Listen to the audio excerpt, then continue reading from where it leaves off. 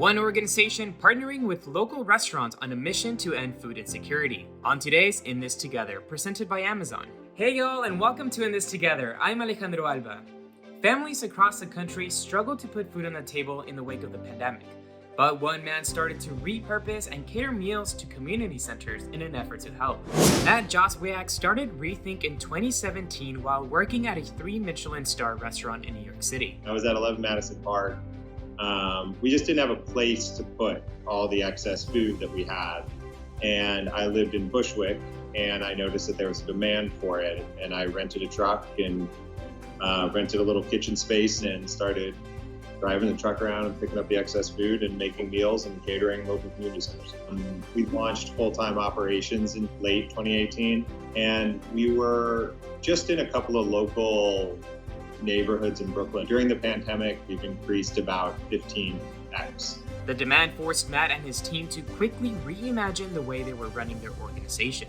During the pandemic in late March it was truly terrifying. It was really, really scary. We realized that we needed to decentralize the model. Instead of taking the food from the restaurant and bringing it to a central kitchen and then taking it to community centers, now we just help the restaurants create beautiful meals for the community centers. And that's how Rethink's Restaurant Response Program came about, a twofold program that helped local restaurants stay afloat during the COVID closures while making $5 meals for local communities. One of the first restaurants Matt got in touch with was Bed-Stuy Bay's Brain Food, owned and operated by Ali Ahmed. I came across a Rethink Cafe post, and I reached out to them because I heard they were doing a restaurant response program. He asked me, "Can you make meals for $5?" And I was like, I can make you great meals for $5. Like, tell me what you want, He asked us to start making meals, and right away we jumped on it. We had the manpower, the experience, and it was just like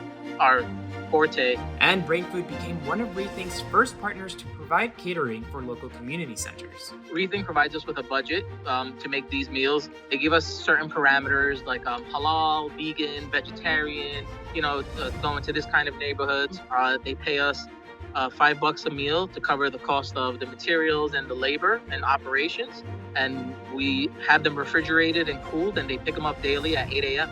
At the heat of the pandemic, we were making anywhere between 5,000 to 8,000 meals a week. Ali credits Rethink for contracting out the job that saved his restaurant during the pandemic. The partnership with Rethink has legitimately saved Brain Food. It allowed me to keep all my staff full-time and really get through the pandemic when a lot of small businesses were closing. When we were down, they were there for us. And after the pandemic, both Matt and Ali hope to continue making space in the kitchen to make meals for those who need it most. Rethink's mission, we want to create a more sustainable and equitable food system and restaurants. And so if we're going to actually build a more robust and interesting food system, we need to find a way to distribute those resources to neighborhoods that are typically not included.